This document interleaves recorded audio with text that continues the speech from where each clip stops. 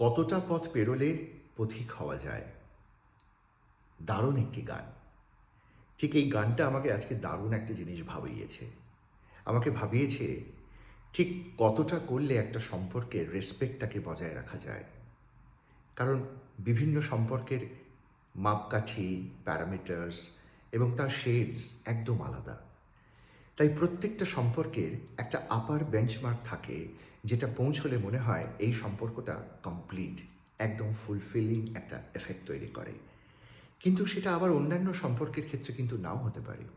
যে মানুষটার জন্য তুমি সব উজাড় করে দিচ্ছ, কখনোই নয় যে সেও তোমার জন্য সব উজাড় করে দেবে। কিন্তু উজাড় করে দেওয়ার প্রবণতাটা ভালোবাসার সম্পর্কের একটা প্রধান চাবিকাঠি।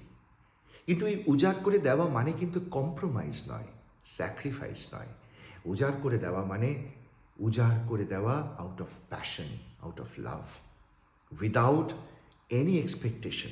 শুধু একটাই এক্সপেকটেশন রেখো, যে তোমরা একে অপরে যে মানুষটির জন্য উজাড় করলে তোমরা ভালো থাকছো। That is the only expectation, the happiness that we find in every love. That is the only purpose of any relationship, any healthy relationship. সেইটুকু যদি খুঁটে খুঁটে বার করে নিতে পারো, তবে সম্পর্কটা ম্যাজিক্যাল হয়ে যাবে তোমার সাথে। তাই জন্য don't compromise in love, try to be passionate in love.